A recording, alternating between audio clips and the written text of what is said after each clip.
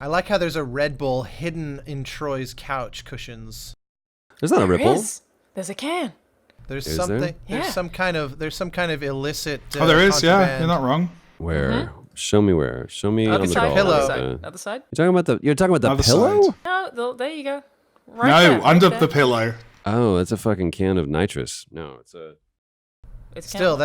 it's not the most intuitive place to store it. What is it? You see this?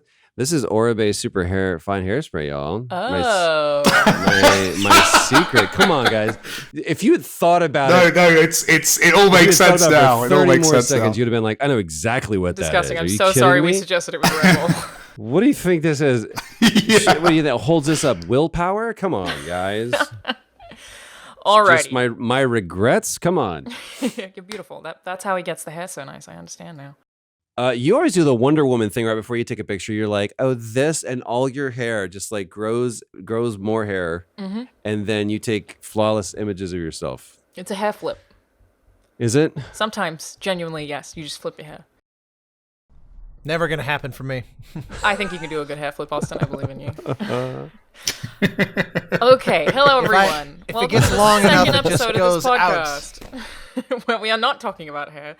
We got a title. It's called Play, Watch, Listen, which is in part because we talk about things that you can play, watch, or listen to, but also because the thought was you play games that Mike Bithell, game director, makes. You watch things that I write or record, and you can listen to Troy Baker and his beautiful voice in many video games, and Austin Wintory and his lovely composing in many video games, so I thought it worked on multiple levels. I love it.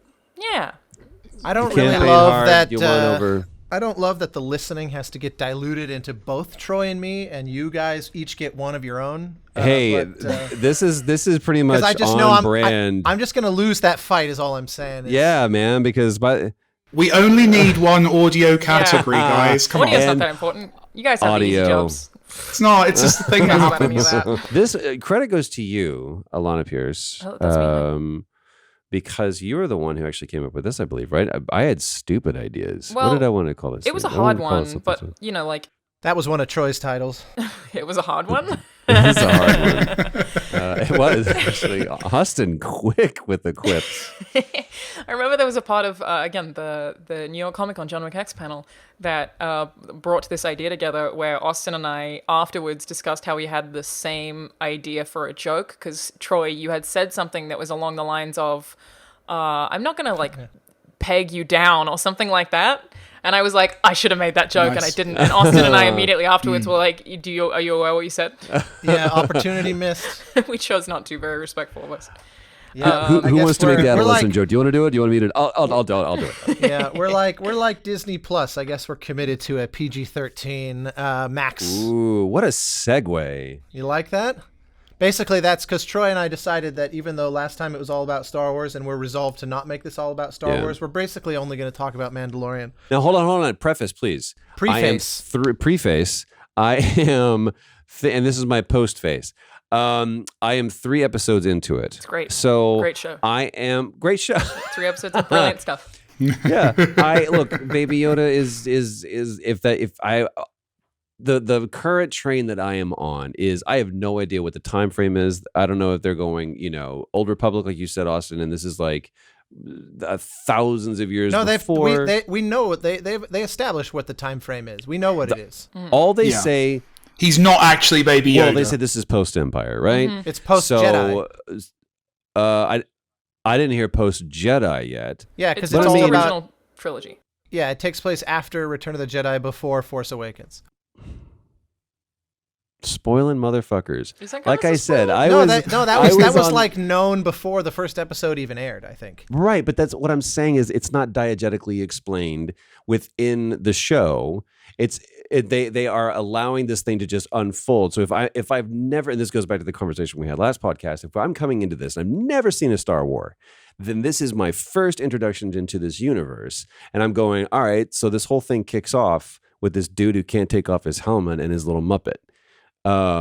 So what I found interesting about this is that it doesn't go for the first Star Wars thing ever. There's not the big bombastic music playing that has this long scroll.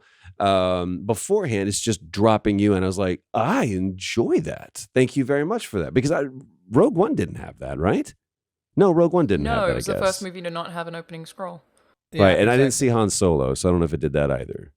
I don't All think right. it did either. Yeah. No, it wouldn't have done I think that. that they wanted to keep that to the trilogies. The basically. proper... Yeah. The Skywalker pertaining movies. Mm, Yeah, I think, well, for what it's worth, if I may, you may. regarding your comment of the diegesis, Or the missus. Ooh. when the Mandalorian gets the Werner Herzog order, he makes some comment to Carl Weathers about like there's Imperials here, and he says something like, "But the Empire's dead and gone." So it's established diegetically pretty early that it is like in the first episode, I think, that this is definitely post Return of the Jedi, but they do it in a way that's not endlessly lame expositional dialogue patting itself on the back. Right. Didn't the Empire, correct me if I'm wrong, and people are going to freak out, but wasn't it the second rise of the Empire? Now we're like at the third iteration of the Empire. Wasn't there like an Empire before, and then there was, Yes. and there was They not, had 2 Death Stars too. Really just see what repeating those cycles. right? Now, guys, I found this. It's like poetry, it rhymes. I found this in the basement. Now, this is called a Death Star. Now, I have a whole before you. I think we should try it again because I see where the flaws were. If you want to look at that, though, like that's actually not Alexander the Great. Who was it? Alexander the Great, Napoleon, and Hitler all made the same mistake, and that's attacking Russia in winter, right? So I mean, that's an interesting, and that it's where it held them up. The reason why I say this is now I'm digging my heels in, and I could be absolutely wrong, but I kind of want to believe that this is the child is Yoda, and that we are watching the birth. This could be 300 years before because he was 600 years old. Yeah, but whatever. How old was he? 300, You should consider 600? voice acting for a living. Maybe. That's really good. He should do that. Yeah. Everybody can do that voice, by the way. You're Frank Oz just did it you're first. gonna make me throw down on some major Star Wars nerdiness here. No, I'm asking you. I'm in earnest. I'm asking you. How old was Yoda when he passed? So Yoda was when 900 years old. Look as good. You will not. He was he was 900 years definitively 900. Although interestingly in Empire Strikes Back, when Luke first meets him, he says, "For 800 years did I train Jedi." So his math gets a little fuzzy by 100 years in what's supposed to be a 3-year window between films. Again, I'm just showing my true colors here. This is how you get them wet, Austin This Winfrey. is how it's done. And with that, Okay, I yield my I right to do the want floor. to. I'm not usually gonna do this, but I do want to cut off the Star Wars talk for this episode because we are Okay. pre-recording this by 2 weeks. So by the time this Right. episode is actually up, it's because I'll be in Australia and internet there is garbage. The new movie will have actually come out, and Mandalorian. no one's going to care about Mandalorian anymore by that Will point. it not have been done by then? Also. I think it's 10 episodes. So we're 4 weeks away. Okay. So yeah. So we're pretty close, but I feel like in January we can do a giant Star Wars recap. Okay, cool. But Okay, this so let's episode- talk about the Game Awards Let's then. talk about video games. I considered that it might be fun. Let me know what you guys think. I was just going to throw this on you live. If I make us, as a group collectively, right now, within the next 45 minutes, rank our top 5 games of the year. Battle it out. With no preparation. No preparation. No Well, preparation. it's very close to most award shows, right? Yeah. So If it's not Red Dead, then it doesn't count. or Fortnite. So, but here's the thing: is at least there are nominees, right? So you're saying of our own, or Yeah, of our there own. a list that we you're probably choosing? have to nominate them. Oh my god! It can be tough. We can also not do that though. Like, I mean, for the Game Awards itself, did you guys all watch it? I know you were there, Troy, but didn't get Yeah. into the building, I think. No, I got in. You did, It was okay. just a bunch of bullshit. Because I arrived late. I don't know. I think I arrived minutes after you, but like the red carpet was shut down, and so the normal way that I go in was really, really weird. And I was met. I ended up coming through the back of the theater. And so I'm standing there, like the little roped off section. And it was really cool because normally I don't get to see. I got to take in the full breadth of the show. And to Keely's credit, that was the biggest production he's ever done. Like he really exponentially increased the production value of his show. That amazing opening thing that churches did. That was a beautiful, beautiful piece. Everyone lost their shit when the curtain opened up, and there's I think it was a 22-piece orchestra behind him. So it was a great way to kind of kick off the show. But I'm standing there and I'm trying to go excuse me, man, I need to get down to my seat. And the guy looked at me. Now he's a bouncer, and I'm standing at the bar that everyone's trying to get into. And he goes, "Hey man, hold on a second. You can't go to your seat because we're on live TV." And I looked at him and I went, "Well, we're not, because this isn't TV and it's being streamed, and the entire theater is dark, and I'm going to walk to my seat now." And he wouldn't open up the rope that I clearly could have just stepped over. And then I look behind me, and like the Israelites fleeing Egypt, there's just now 40 people standing behind me, and I'm at the front of the line, and everyone's asking the same questions, like, "Can you move? We're trying to get past our seat." So I'm standing there, just So it's not a good way to kick off the show. And then at one point, to flash forward to the end of the show, I'm standing there and I'm looking, Green Day comes out and everything, and people are just going crazy. That did happen, yeah. And I was like, when did Billy Joe Armstrong become Ronnie Millsap? Like, he looked like Roy Orbison. Like, he went full Buffon. Like, if you just do a side-by-side comparison, which if that's his thing, that's totally cool. But I was like, it was weird because I think everybody wanted Green Day and they wanted American Idiot. Did they though? And Green Day seemed like such a weird choice to me. Everything else in that show made sense. Green Day, I was like, why? Oh, hold on. Green Day? Everything made sense. How about? I have a little bit of beef with the Fast and Furious decision making. That being the closer of the show was a bit of a weird one. Do you remember playing Tekken? Yeah. I mean, I was also actually the most shocking part to me was Hellblade 2 got announced, which I'm very excited about, but did not. That's what I feel like you want to talk about. I'm very excited about. Totally. Yeah. All right. I mean, that's pretty much all I have to say, though. The trailer was really great.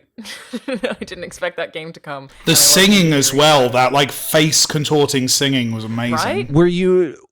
Were you surprised that they were announcing it there, or were you surprised at that beautiful face of Mike Bithell coming up? Were you surprised that they were announcing it, or were you surprised that they were making it? Why? Have you played Hellblade? Yeah, but I mean, it was so critically received. Yeah, it's just... She won Best Performance, but I mean... Just because that game... subject nature doesn't lend itself well to a sequel. I kind of think so. I think it's such a contained story. I'll take more of it because I love it. I would take Enslaved 2 100 times over as well, which also of... Thank you, Mike. I felt like you would be an Enslaved guy, but that's both of those games I absolutely love, but they work very well by themselves and wrap up themselves really well. I don't know. I just didn't expect Hellblade 2 to be a thing that they would even consider pursuing, but I'm very excited about it. That was probably the biggest announcement for me. Was there anything you guys were super excited about? Fast and Furious? The game that we pulled it out of the vault. It's all about family. It's all about family. Yep. I don't like the fact that I looked at that and I went, Vin Diesel looks better in person than he does in that game. And that's not good. Here's my issue. And I've said this before publicly, and I'll say it here. This isn't public, so don't worry. I respect what Jeff Keighley's doing, and he and I have had long talks about it. I think he works very hard. He works incredibly hard. He's incredibly diligent and dedicated to his cause, and he also understands that every show people are like, it needs to be better, and he's like, I would be the first one to admit that. Every one he makes, he wants to be better than the previous, and he can own his own mistakes. He can laugh at the fact he's like, I should not have had a giant razor dancing out on stage that one year. Yeah. I should not have had Doritos sponsor this. So, I mean, he understands that. The thing that if you want to do an award show, and we talked about this on the DICE podcast, the AIS podcast, if you want to do an award show and you just want to recognize people in the industry, do that. If you want to create a spectacle, then you do that. But to conflate the two that's what people are always kind of pushing against. Because to me, the Game Awards they give out it's a bunch of it's E3 self-contained within a single night with a bunch of trailers that they happen to give out some awards to. And I'm not doubting that the voting process for the way that they choose people is not I can talk about that if you like. I'm on the board. So you then talk about it, because I feel like it's a very legitimate process of how they choose people or how they choose their nominees and how they make their final selections. Everybody thought that I think Death Stranding was going to sweep everything because they know how much Jeff Keighley loves Yeah, Jeff got Death a lot of Stranding and criticism for Kojima. that. Yeah.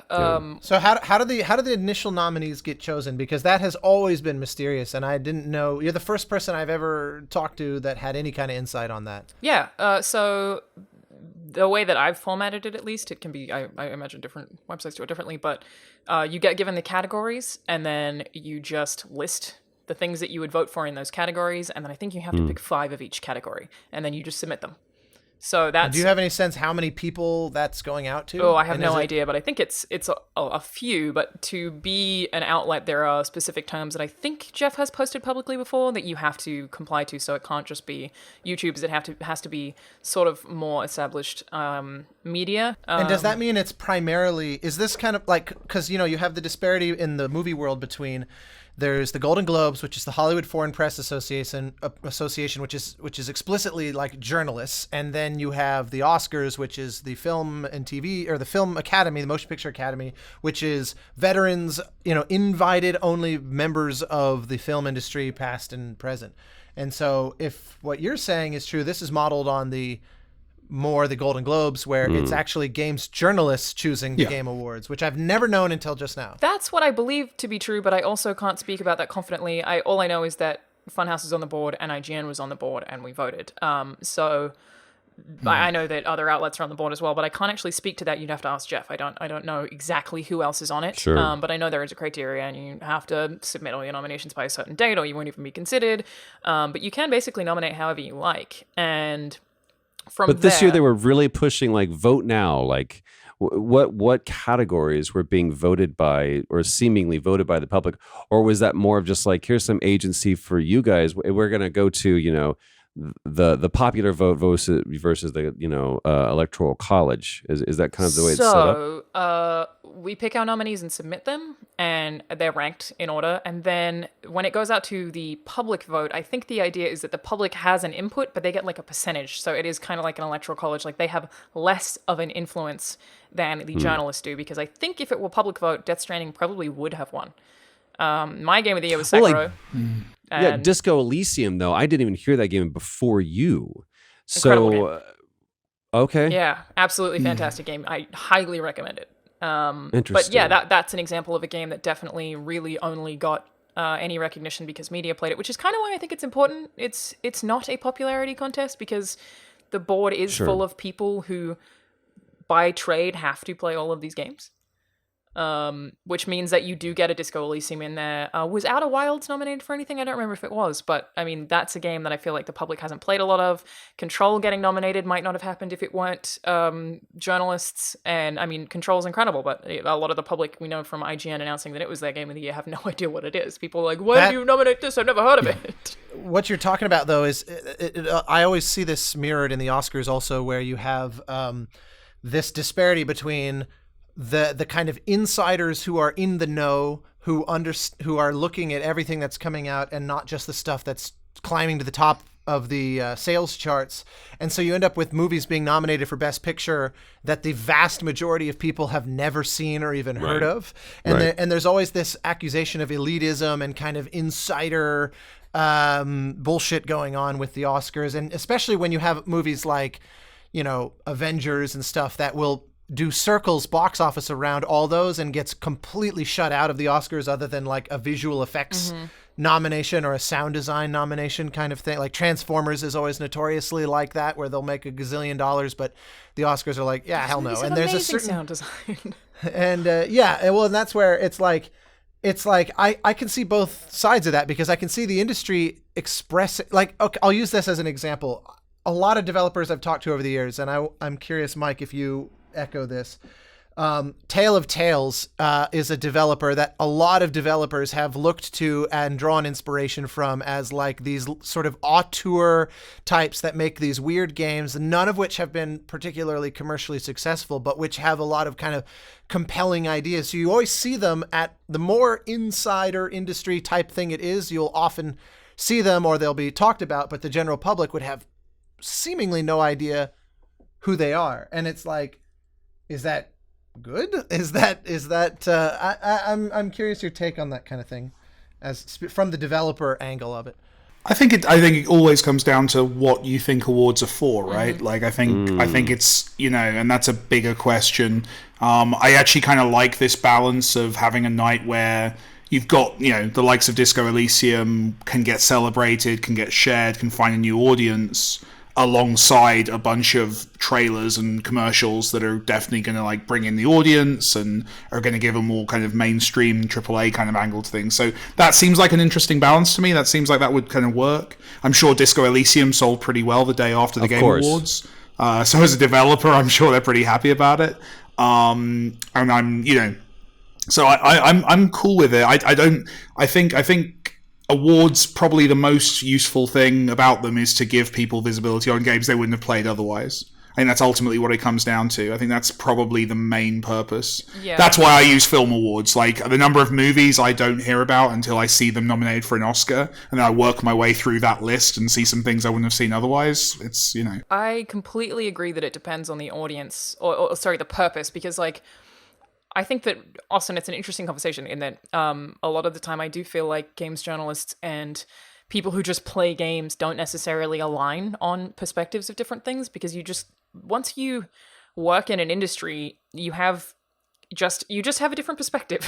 That's how it works. You've been to studios, you have generally played a lot more games than the general public. It's very difficult to not change that perspective, even if you're trying to represent the public or trying to review things to tell general consumers if they should buy something or not. But I feel like ultimately every different game award we have, because there are so many, I think are ultimately sort of pointless. I don't think it really matters significantly or means anything, especially when that show does have a hell of a lot of ads in it. It's the purpose of that is kind of diluted. I feel like I tend to look at DICE as more of a industry thing, but I think it's still a fun show to have, just to celebrate the good stuff that people made in a year. And here's what I'll push back against that a little bit. And Mike, you can also probably speak to this maybe a little bit more intelligently than I can, but at least my experience has been this. The reason why these things are important is for the reason that you said for Disco Elysium. It probably sold very, very well on December 6th. Mm-hmm. So I think that a publisher that may have given up on a title, when all of a sudden, out of nowhere, it wins a award. It could win the Golden Joystick Game of the Year. That gives the publisher the opportunity to repackage that game as the Game of the Year edition. And the people are like, oh yeah, I did hear some buzz about that. Or they do a Steam sale or something else that allows them a second window of opportunity to capitalize on that revenue, which sounds like a cash grab, but what it really is a way for that studio that was, I've talked to studios before where they were on, like, perfect example, Monolith. Monolith was on the verge of shutting down. They were going, after 15 years, they were going to close the doors and they were going to ship Shadow of Mordor, and that was going to be it. They were going to sunset the studio with that title. And then it started winning awards and it exploded. And the next thing they knew, they were able to build a franchise, and the industry was looking at them to be able to really push the hardware forward and therefore push developers forward to be able to really extrapolate some of the power underneath the hood of those consoles and even PC. But I think that it's you look at Keeley's and you go, it's fun and it's fair, and you get Green Day to come out and you get Vin Diesel and Michelle Rodriguez to come out and talk about a game that nobody probably cares about. Not to disparage the studio that's making it, but it's not like everyone's been clamoring for a Fast and Furious title. Speak for yourself. And Tim Geddes, but the opportunity for a studio that very much could be on the critical point of shutting down, and anywhere from 30 to 300 people are could be seeking employment, to win an award. Or for even the department head of those people to be able to go either to another studio, a better studio, or to even go into their, president's office and go, I think it's time I get a raise. It's things like that I think are important and do make those accolades. For me as an actor, it doesn't mean shit. It doesn't change my work one bit. No, if you think it's great, Troy, how do you great. feel about the fact that when they did the voice category, they basically just read it off the side of the stage and then moved on? That's in keeping with honestly with Mark Hamill found out that he lost to Stephen Merchant over commercial break. crazy. Damian Clark, who won for Handsome Jack, I watched it happen. He was on the red carpet. They were like, "Oh, there's Damian Clark. We definitely want to interview him." And so, Damian Clark, you're nominated tonight. Do you hope you win? It's like, well, as any actor, you like to get recognized for your performance. And he's looking at the teleprompter, and it says bracketed, "Hold for response to winning." And he goes, "Okay, Austin, you had a similar situation as well." Yeah, this was in the final year of the Spike TV VGAs. Yeah. When Journey came out, and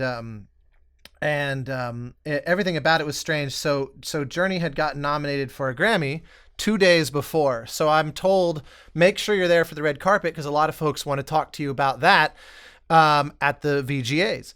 And so I get this text, I think actually it was from Keeley, saying, like MTV or whatever wants to do a live on camera with you at 6:42 or whatever, like very specifically, can you be there? It's going to be live, so you can't be late. And I'm like, cool, I'll be there. And sure enough, so I'm standing there, and the red carpet's winding down because the show's getting ready to start. And so it's like you can see, like, the guy I was working with at the time is like just texting kind of absent-mindedly, and the red carpet's kind of empty or starting to empty out because we're getting ready for the show. And they're asking questions about the Grammys and blah, blah, blah. And then someone just appears with like a fake Spike VGA monkey and goes, guess what? Yeah, the weird crowned monkey. And they go, so guess what? You won. And I remember I was like, excuse me? They go, yeah, you won tonight. How does it feel? And I was like, I feel like you're very efficient. Anticlimactic is how it feels. And yeah, and the best part it was like a fake one, because then as soon as they cut the camera, they were like, okay, we need that back. And because it was like a dummy one for the stage later, I think. And so then I went and sat in the chair, and the whole night I was just kind of chilling with some friends and watching that whole thing was kind of the battle between Journey and season 1 of The Walking Dead. Yeah. So I mean, it was still a fine show and all that, but it was one of those weird things of like being ambushed beforehand, and then it's like, wow, all these years later, they're still effectively doing that, because everyone was all upset that Death Stranding won Best Music before it even started, and there was no real courtesy shown to music in general, despite all this obsession with, check it out, the game music orchestra live on stage and all this. They spent more time playing a song from the game than they did recognizing its award. Look, I got 2 VGAs back there. I got this stupid Silver Monkeys back there, and I gave they recorded a acceptance speech from me. We did it at Naughty Dog. So I mean, no one knows how to do it right. BAFTAs does it very, very well. And then you have the opportunity, or then you have kind of the opposite of that, where DICE can let people just go on and on and on. Chris Judge is I knew you were going to mention Chris Judge. You and I were sitting there together, and we're like, oh no. It was a long speech about. It was a long speech. Yeah. I think it was 30 minutes. It was about, and it was almost as if he had just won. He's still going. Actually, he's still going. If we check it was a Twitch. Beautiful speech, very heartfelt. Yeah. But it was also it kind of showed how. Sorry, for any of the audience who doesn't know, that is the voice of Kratos in God of War. Was Kratos, right? For God of War, and he got up and gave it. He was very kind. He dragged his co-star up there that played Atreus up there with him, which was beautiful because they were both nominated. And he was incredibly giving, but it felt like he was giving a lifetime achievement speech. He also won for character rather than for character. Yeah. So. That's where I feel a lot of times people don't understand what the category is for. And I've been on committees before too, and even the criteria, and maybe we can all kind of talk about this, because I think we've been at some point we've had a seat at that table too. What does best blank mean? Like, it's when you have something that's so subjective. And this is where me as an actor, I had to go, it's your opinion, man, and it doesn't change my work. Whatever I did on that stage, whatever I did in the booth, if you recognize it by giving me some monkey, that doesn't mean that doesn't change whether it was good or bad. And the worst thing is to get an award for something was not your best. So because there's no established criterion, I've never understood, and we battled about this with BAFTAs before. It's like, what does it mean to have best new game or best new IP? What is it? What is that? What do you quantify that with? Who can speak to that? I mean, you've all voted at some point or another, been on some Doing committee. the IGN, we did top 100 games. Like, that's a nightmare because you have some people in the room who are trying to rank the games based on their impact or significance, and then other people in the room who are trying to rank them on which is better. The conversation between which game is better, Portal 1 or Portal 2, is so complicated because Portal 1 is Two an different incredible games. game. In theory, Portal 2 is maybe better, but Portal 1 is the only reason Portal 2 exists. So it's like, just stuff like that is like, I don't know. Every person has a different criteria for how this stuff works. It's so complicated. Doing our Final Fantasy rankings and our Zelda rankings at IGN was just rooms full of people yelling at each other. Yeah. Well, 7's going to be the best. Yes, of course, yes. I feel like the BAFTAs are actually slightly better defined now than they used to be. There's definitely like criteria when you're a judge at BAFTA. They sit you down and they explain exactly kind of. I don't know if any of that's publicly available, but there's definitely, I think, more of a formation around that. They've tried to standardize it, which is good. But I'm always the kind of the wild card in all those rooms because I'm always just like. I always have very esoteric tastes, so I'm always the guy arguing with the rest of the room and making it so no one can go home. It's great. I have fun. You're the guy I have like fun in those rooms. for 12 Angry Men. You're like, I just want to vote one more time.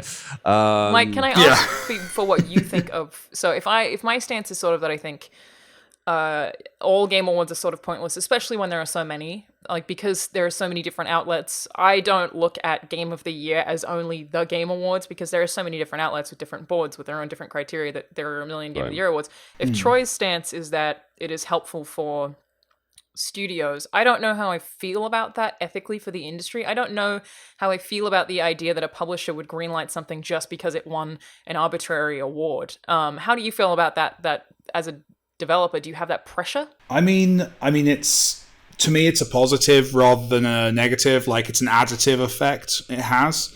I'm someone who's definitely benefited from it. You know, my games don't make crazy money. Like, my games are not like, you know, the absolute barnstorming kind of Minecrafts of this world. I'll probably never make one of those. What I do have is a certain level of kind of, for lack of a less pretentious phrase, artistic credibility. And there are publishers who 100% have funded my games just to get that kudos. Just because they know that if I work on something, it'll be weird. thought of in that way. So it's a bankable thing for me. It's part of the sale we do. Rightly or wrongly, I'm sure there's people who would disagree with me deserving that, but it's where we are now, so it's fine. The other thing that's important as well, has been massive for us, has been our voice casting has been consistently excellent, except one terrible mistake we made on John Wick Hex with Troy. But other than that, you know, I tried to talk you out of that as well, by the way. I just want that for the record. You were fantastic. Of course, you're fantastic. But we've never had trouble casting a game because Danny won that BAFTA for Thomas Was Alone. You know, there are lots of voice actors who want to work with us because they know we respect actors and that we will help to or frankly get out of the way so they can produce a great performance. So it helps in that way. That's really cool. In terms of the impact, to me, it's adjacent to the Metacritic conversation. You know, I don't think a team should ever get a bonus structure based on their Metacritic. I also don't think a team should get a bonus structure based on their awards. But given that awards are going to exist, I think there is a useful thing. I think I've never heard it says negative. I've never heard anyone kind of say, well, your game was good, but that one didn't win any awards. Okay. That's never really come up. It's always an additive thing. I think it's always a bonus. It's funny that in that vein, I did once get asked during a press interview if someone ever thought that getting that Journey being nominated for a Grammy had cost me opportunities. Huh? And I remember being like, how so? Well, because they thought, do you think it kind of put you in a category where then developers might have thought, oh, well, we probably can't afford him now, and they just didn't even bother calling to open a conversation because it's like it changed the perception of what it is I do or what it is what my self-value might be or whatever. They like... He's too prestigious for us. Yeah, and I was one of those where I was like, well, obviously I have no idea what I don't know. I have no idea about the calls that didn't come that may otherwise have in some alternate universe. But in my experience, it's very much like what Troy was saying, where If you liked Journey or not, that made zero difference. And if you are, in my experience from that point forward, if we vibe and you're interested in hiring me for something, that never comes up in conversation. It's like, well, I was really on the fence, except that she won some stuff and got nominated for some stuff, and I guess that's kind of the tipping point. And so, I mean, I guess it's largely pointless, I think. In other words, except for the exposure. So I guess that if no one had ever heard of you and then they hear of you because you won that award, like Disco Elysium, for example, like people are now hearing of that. Hopefully they'll play it. I hope that happens for Control as well. That's a benefit. But a lot that's of people play Control, more marketing. Though. I thought so too. But then you see the people's replies to IGN's announcement, and it seems like nobody knows what it is. It's very weird. That's crazy to me. I know. Like, even when they showed the character in the opening role, I was like, yeah, dude. Like, people, I felt maybe it was more like it's the band's band, right? That's the, I think that's just because that's yeah, because I mean, you look at this Remedy and who all is involved in it, and I think everybody kind of wants why am I drawing blank? Sam Lake to just always be successful. At least I do. I look at him and Max Payne and Alan Wake were just those are. I would still play those games. Really like right now. So I loved the premise of it. I didn't like the execution. I had of a good it. time. Did you? Yeah, because to me I'm the an game was apologist. punishing. Oh, it is, and it also does that thing that drives me a little bit nuts. That like I loved. If I could have cut Resident Evil 7 in half, the first half of that game is my game of the year. The second half of that game, it does the same thing that Quantum Break has a problem with that I feel like a lot of games do, where it just makes you run the gauntlet. The end of the game is fight everyone you fought before, but they're slightly harder and they're all there. And Quantum Break did that so badly. Quantum Break, I was like, what do you want to do? Do you want to be a TV show, or do you want to be a game? And it never, Yeah. You know what I mean? And each kept getting in the way of each other. Whereas you take Max Payne or Alan Wake, I never felt like there was a disconnect. And we're talking like that's PS2, yo. So like there was a lot of opportunities for, you didn't have the fidelity, you didn't have the bandwidth to be able to do a Death Stranding or even a Control, to where you have all of these demands that you have to meet, because there's a user expectation of fidelity across the board. We forgave a lot of bad camera that Max Payne clearly has, even though it has one of the coolest cameras where you can do the bullet vision and everything, or the bullet time. I guess going back to the I think Death Stranding's actually oddly similar. Like, I do feel like in some parts, I felt that way about Metal Gear Solid 4. The game gets in its way. It's like, are you a game or are you a film? Which one are you? But in Death Stranding... Not as bad as Phantom Pain. Oh, Phantom no. Pain was like, you know what I mean? I felt like he was Like, tempered. What is it? Sons of Patriots? What is the name of... Sons of Liberty. What is the name of... Is that Peace Walker. Metal Gear Peace Solid Walker. 4? What is it? It's not Peace Metal Walker. Gear Solid 4 was Sons of Liberty, right? I don't know. But I don't know Sons anymore. of Liberty was the second one. Four is oh god, what is 4? Oh my god. Sons of Liberty was the kind of the Sons of the bastard one. Patriots? No. We all work in this Wow. industry and we're like... Sons of hold on. Liberty is 2. MGS 4, I can just Google Snake it. Eater is Snake Eater 3. 4 is if only Guns of there the was a Patriots. way. I was sort of right. I said Sons of the Patriots. Guns of the Patriots. That I found Guns of the infuriating. Patriots. Okay. So my point, like going back to like the difference, they're coming to get you, Mike. Going back to like the difference again with TV and film. And by the way, I do not believe that this is a standard. This is a 2-part comment, but if an actor gets a Golden Globe, an Emmy, or an Oscar, there is the next day their quote changes. So there is a known standard now by which an agent can go, well, they've won an Oscar, so their price is now this, right? That automatically equates almost to a scale. Like you can go down the grid and see what this means. What that number is may vary according to the actor, but there is a difference when whatever her name, Jennifer Lawrence, whatever, walked across and she got her first Oscar. The next day, she was getting different offers, right? Yeah. So to your point, Austin, where it's like, I don't know what offers I didn't get because, we can't get her now. She just won an Oscar. Margaret Qualley nobody knew who she was. She was the girl from the show on HBO that nobody was watching, The Leftovers, and now she is the hot ticket. So the actor's commodity kind of changes. Kari Fukunaga, who did season 1 of what was it on HBO that every subsequent season was terrible. What am I thinking of, Austin? True. Oh my God. True Detective. True Detective. Yeah. True Detective. He all of a sudden was like the go-to guy for being a director. So everybody wants the new hot ticket. So I think you do you lose some of the smaller projects that you think you might have gotten just to get a gig, and instead your quality, not quality of work, but your quantity goes down. But you're now doing bigger things. The fact that Tim Miller should never have been as big of a director if he had not done Deadpool. The guy, I mean, I've worked for Tim Miller for years because he cut trailers, for Call of Duty, especially, is what the main thing he did. And he just found a really good way to do special effects very efficiently. He was a Steven Spielberg in a lot of ways. He found a way to do big budget movies on a very small budget, and that's how he did Deadpool. People are like, well, we should just let him do everything now. And that doesn't mean that he wasn't talented. I'm just saying he used to be very, very accessible. You hired Tim Miller's company to do stuff, and now he's, this. I also believe one thing that I don't want awards to, I wish that like Golden Globes, Emmys, and Oscars took a note from like BAFTA or even Keeley's Award or whatever it goes, or DICE, best performance. I don't care if to say best male actor in a comedic role, best female in a dramatic series, just best performance, period. Because there's far too many people, and especially in the games industry, that don't get recognized. Yeah. We don't have best character modeler. We don't have best lighting. We don't have best. We just kind of, speaking of to the very beginning of this, Austin, you're talking about just kind of throwing everything into the audio department.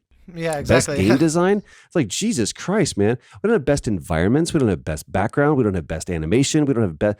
All the things that really make a game don't get accredited. It just gets game of the year, best design, best sound, best actor. Guess that's it. Best directing, it's you know what I mean? But yeah. Best directing, but I don't even know what that means, because who are you talking about? Are you talking about the game design and the game director? Are you talking about the cinematics director? Are you talking? I think what are you that's talking the about? one that you use to get the person who has the clout on stage. That's how you get your Kojima. A lot of times right, but there's not when you don't have that person. Like, who would you have given best direction to on The Last of Us? Neil Druckmann or Bruce Straley? Neil, yeah. But Bruce Straley was the game director. That would be the face you'd put into. Now, but Bruce Straley was the game director. You know what I mean? So I don't.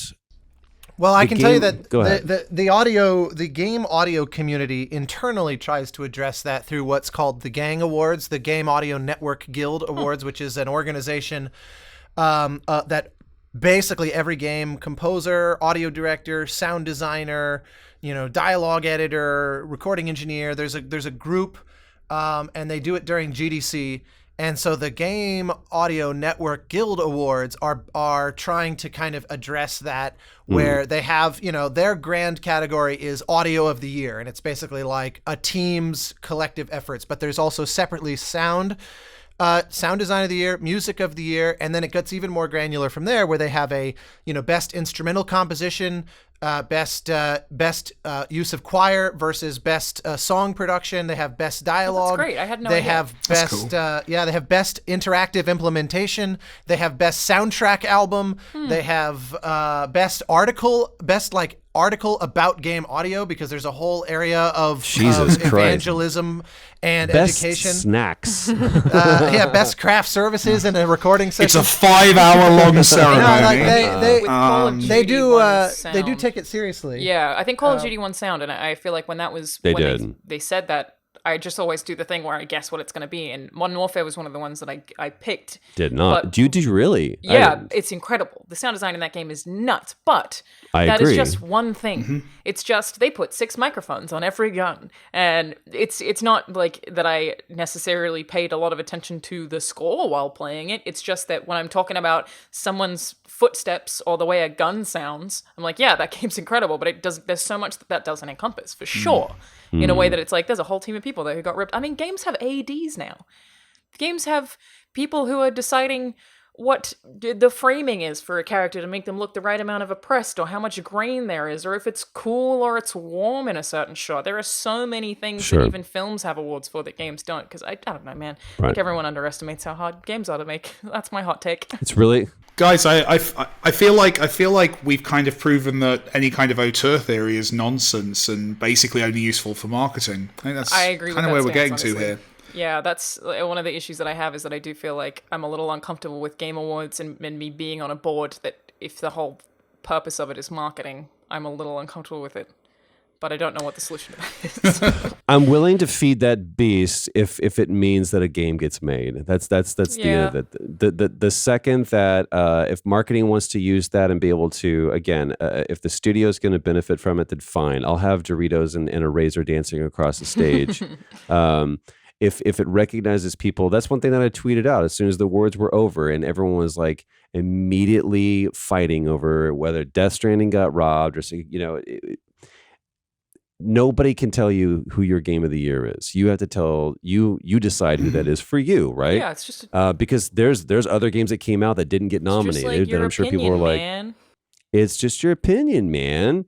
But if it does recognize, celebrate, and reward the countless hours that people back at a studio spend to ship that game, then I'm all for all of the awards. Even Sony. I was down at Sony's studios, and they had an internal. They call them the Badass Awards, and it's just for within the people there. And they're like, we want to recognize what you did. And one of the awards they were giving, like the guy said, it was no doubt that Death Stranding was a very, very hard game to ship.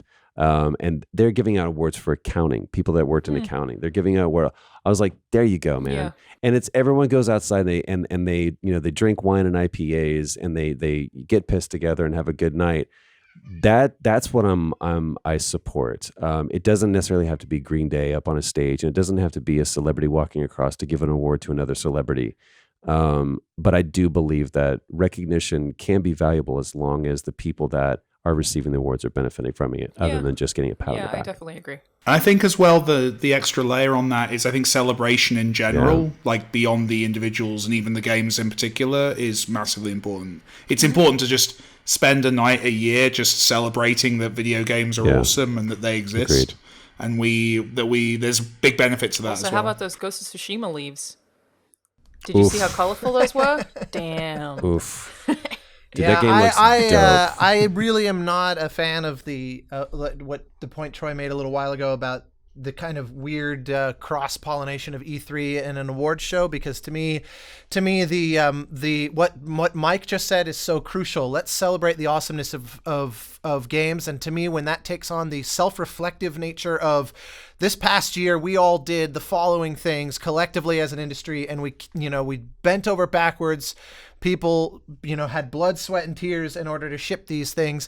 If it's like, but wait, hold on, coming This is next, really what you want to see. yeah, to me, it's like pointing backward is way more emotionally meaningful to me in that context than the hype of looking forward, and to the point that it's almost disrespectful to the struggle of all those people, and never mind the hundreds of games that didn't make it to that final night, and be nominated amongst those titles. To me, So it's, that I Phil remember- Spencer can announce that there's going to be a new Xbox. Yeah, like I remember my agent once. Every developer just goes, my agent "Oh, once said no." it well, because, and also to your point, Troy, a minute ago, also you said about like, can this get a game shipped? And then when you were talking about actors quote, after an Oscar, I think that a lot of that is also uniquely true for actors relative to basically any other category, because actors have a unique responsibility to be the face of the marketing in many cases, not just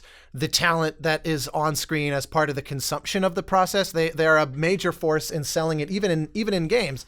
Right. And so, you know that better than any of the rest of us here. So I think that that's because my agent has this whole trivia of like, I'm gonna name composers you've never heard of, and what they all have in common is they've all won Oscars. Is because if you score something that happens to be hot, but your career is not otherwise on that trajectory, no amount of winning Oscars is gonna matter if you're not someone that the industry is all collectively going towards. Then it doesn't. It's irrelevant, and you become a trivia contest winning question. But the way that he phrased it once, my agent Richard once said this beautiful thing where he goes, imagine that your great passion in life is baking pies because you love giving pies to your friends and your family. And it's like you spend all this time obsessing over how do I gelatinize the fruit perfectly and how long to bake the crust and blah, blah, blah, blah, blah. And you really dial it in and get really damn good at it. And then one day on a whim, you submit it to a pie making contest. And then you realize what makes your family happy and what makes the pie judiciary happy are not the same thing. And so if you is this judged by a jury of pie journalists or of other pie makers? This is a jury of very rotund and Rubenesque pie aficionados, and I think what happens is if you start like making pies to win pie awards, you start changing. Not only have you forgotten why you were doing it to begin with, but you're also making them through a kind of artificial criteria, like the kind of score that wins best original score often kind of fits under a few sort of cliches, and we don't tend to take seriously. Like you mentioned, Call of Duty. That's a great example where Sarah Schachner scored Modern Warfare. She also scored Infinite Warfare before that, and like those are very often overlooked because it's like no, the serious scores are, you know, the like indie darling types or the big lush orchestral types, you know, like Jedi Fallen Order or something. And meanwhile, she's over there just crushing it with this wall of analog synths and all manner of amazing, of course, there's also orchestra in there too. But like, I'm like, the fact that you can almost guarantee that a score like that will not be taken seriously, it shows that there's a kind of because it's on Call of Duty. Like I didn't notice the score that much in that game, and no, you're right. It's especially with games. I think it's a little more complicated because there are some games we don't want to take seriously for those kind of arts, and I feel like FIFA is never going to win an award despite the fact that it sells so well every year. Exactly. Same thing as like Avengers. And I will say for Ludwig, that guy worked his ass off. He really, really did. That was the first thing that he was talking about. He's like, I have a vision for what the soundscape wants to be. He worked really, really hard on the music. He stretched himself as a musician, as a composer, and as a game maker as well. So and for him to get that moment and to share that moment and been like, I was so nervous, and he got to be up on stage and accept that award. Even though it was before, he still got to have that moment. And those are moments that I want award shows to craft and to culminate. Yeah. Those are like deathbed. I want this to be in the highlight reel that I did this. And when the actor, director, composer, whomever is sitting there in the middle of crunch at 3:00 in the morning, and they've just called their partner and said, I'm not going to be home when I thought I was. I'm sorry. And they sit there and they stare at a screen and they go, why the fuck am I doing this? What am I giving my life over? What pie am I baking? I do want those moments of them going, this is why you're doing it. Mean the world to someone who's been through something that was difficult and felt pointless for sure. And but don't it doesn't forget have that to be. It doesn't have to be at an award show. You know, I feel like instead. I also I'm going to push back a little bit just to be difficult on what Troy just said. Oh, sorry. No, it's all right. I was just saying this could go out to your peers as well, Alanah, especially, is understanding that you could be their award show. You could say, hey, listen, I really, this person didn't, like if Disco Elysium didn't win Best Narrative, you saying, I really feel it, like you called it before, I really feel that this game deserves this. Yeah, I've been trying to get a lot of people this year to play Outer Wilds and Concrete Genie specifically. Concrete Genie, great example. Yeah, not because it's like I think that those games are my game of the year. My game of the year is Sekiro, but it's just that I feel like they were underlooked, but just very, very good games. So that's part of the point is that outlets, we have the opportunity to champion those smaller games every year all the time. And one of the things that I always felt very passionately about that IGN was okay with me doing was you do something that'll get a lot of views, and for every 3 of those things, which is what you do, that's your job, is to create content that traffics, you would be allowed to write a passion piece if you wanted. It's not that mathematical, but if I were to write a piece about why I thought Concrete Genie is a beautiful, heartwarming game and everyone should play it, that's not going to traffic well. But IGN was always like, absolutely, you're allowed to write it. Like, they wouldn't stop you from writing things. And there are other sites that I've pitched things to about Concrete Genie even this year, for example, and Outer Wilds, that have been like, it's not going to traffic, we can't let you publish that. And I think that's hugely to IGN's credit, that they will let you talk about the smaller things that nobody will read, or maybe 5 people will read who will hear about a game that they otherwise wouldn't have heard of. So I appreciate that. I want to hear Mike. I want to hear Mike's dick devil's advocacy. Yes, hit us with it. Oh, yes, it was Troy talking about being recognized and getting recognition. I was just going to say that I think that's cool, and I think that's often something people need, but also I'm definitely someone who wants to try and push myself towards more intrinsic motivation than extrinsic. It's definitely, earlier on in my career, I definitely was like really wanting the plaudits and the great reviews and the awards and all that stuff, and definitely as I'm aging, I'm finding I'm trying to focus more on being happy with my work for the sake of working. Yeah. So I'm just going to push a bit back against that. I think extrinsic motivation can turn sour as well. I know, plenty of my peers in the indie space, like who've struggled, when a game hasn't been received well, or they've felt something went differently than they hoped, that kind of thing, and it's kind of can be heartbreaking. So I'm trying to kind of force myself not to pay as much attention to those extrinsic kind of motivators. I think that your point stands, Troy. And sure, I think that if you are seeking that, seeking being lauded, you're never gonna get what you want, and you're gonna give you're up. never gonna get it. You're constantly going to be, if you're chasing after that and say, well, you recognize me for what I've done.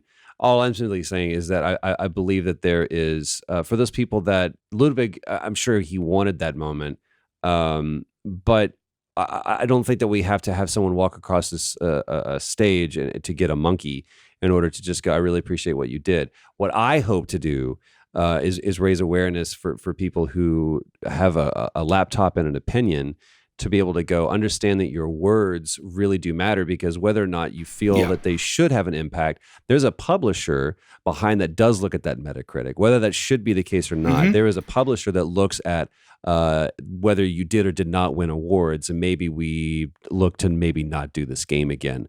This week I got there's a game that I've been attached to for a year in production, shut down, didn't make the culling. Because somebody looked at it and they were like, nope. And I was like, we've already shot on this game. They've been in the production. They've rewritten stuff, and they shut it down. It's the nature of the business. Now, those talented people, I'm hoping they don't shutter the studio and that they just go, look, Ghost was not Sucker Punch's first thing after Infamous Second Son. They've gone through multiple iterations and presented multiple iterations to Sony. They worked really, really hard on that title. We don't always get it right out of the gate. Unfortunately, Sony's an incredibly patient publisher, but they're not always like that. So what I'm simply saying is, while I don't believe that you should chase those accolades, we who are potentially able to give those accolades should be more reticent to criticize and more ready to praise and to encourage. Yeah, I feel like if we reach the consensus that we have a lot of issues with the way awards shows are conducted, and I definitely do, but I feel like for the most part, if people are being celebrated, I would prefer that they exist than not exist. Absolutely. We are running out of time though, so I have already presented my game of the year. It is Sekiro. What's everyone else's? Just to make that quick. What's your favorite game you played this year? For me, Telling Lies. Okay. Really? See, we're going to get in that whole conversation. I was actually going to say Telling Lies also, but with the giant caveat that I will have a vastly more informed answer to this in a couple of weeks, because I've been plowing through a backlog of games. There's a bunch, like I still haven't even played Control. I've had it installed since the day it came out because it's the kind of game I typically love, but I just haven't had a chance I feel like yet. you will really like that game, Austin. I have my suspicions that I'm gonna. I certainly love quite a lot of Sam Lake's body of work, and this one seemed right It up is my alley. great. And so, I was stoked. But it was one of those that I remember. I was so the other Sam, Mr. Barlow. I was so enamored of her story, and I remember thinking when I saw the initial trailers for Telling Lies, I remember thinking, it looks like it's basically the same formula, and the novelty of her story was such a big part of what made it so enjoyable that I have a hard time believing that Telling Lies could do anything other than just remind me of how good it was the first time he tried it. And to his credit, he actually, because of the nature of the fact that everything is a conversation and not a monologue, that so radically altered the experience for me. Just that one detail alone, that I was like, holy hell, he actually did manage to get out from under his own shadow and do a game that I think is probably the better of the two. Oh, for sure. Have you? Because I think the reason I actually... Sorry, go ahead, Mike. I said, have you gone back? So I went back and played Her Story, Austin, because I wanted to kind of test that theory. No, I haven't. And Her Story, definitely is nowhere near as good as Telling Lies. Like, you can definitely see that progression, which is nice. Still, obviously, a very good game, but like, it's nice to see that, the process Sam and his team have kind of gone through, it's getting better, Yeah, well, that's what I was going to say, is the reason that I didn't play Telling Lies is because I played Her Story. And I was like, I think I have experienced this thing, but I guess I screwed up. Well, I'm going to build upon what Austin said, and I don't feel that I'm capable of giving my winner for Game of the Year because I've started and stopped and not completed, and that's a perfect example of like I started. I started. To me, it's like how can you say it's that it's an Oscar-winning film if you walked out at the end of Act 2? You need to see it in its entirety. So people are like, play a little bit of this and got an idea. Did of you the get game. past the train and Falling in Order at least? Not yet. See, this is my thing, right? I'm still in basically Uncharted the 2 title land. screen. Because I started playing Telling Lies, and to me in the very beginning, I was like, all right, this doesn't feel iterative enough, and that it's not or innovative enough, and it just kind of is building upon. I enjoyed Her Story for the same reason that you're saying that, Austin. So for that, what I'm looking forward to is we start to shut down at the end of the year here, even though I know this is probably going to go in the future, is being able to actually go back and I feel like I owe it to. That's why it's so hard for me to start a new game a lot of times, is because I don't want to start unless I know I can finish it. A little bit, yeah. Because otherwise I feel like I'm doing a disservice. Now, even though like you look at the percentage of people that actually finish games, and it's 60% is incredibly high. Oh yeah, that never happens. So what I'm looking forward to is actually being able to come back to you guys next time and be able to say, hey, I finished this, and this was my game. Yeah, I mean, I didn't finish Death Stranding. I haven't finished Outer Wilds, but I have such... Like, that game specifically, I just think is so incredible that I want to tell everyone to play, but I haven't finished it. So, in theory, you could be like, what do I finish Outer Worlds. Outer Worlds is and also Hitler great. shows up. I liked Outer Worlds. That was a weekend binge for me. It was a friend of mine said, if you liked Fallout, it's space Fallout, and that's not wrong. But I definitely enjoyed it. I think that's hilariously the whole notion of it, like starting it or not.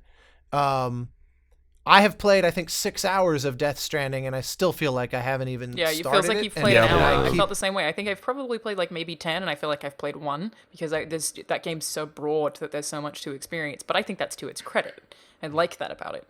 See, I'm not sure I think that is to its credit, that after 6 hours, I'm still being told, just give it more time, I promise. And I'm like... But that's The Wire, man. I know. And I've been that guy. That's what keeps bringing me back, is I've been that guy who has said...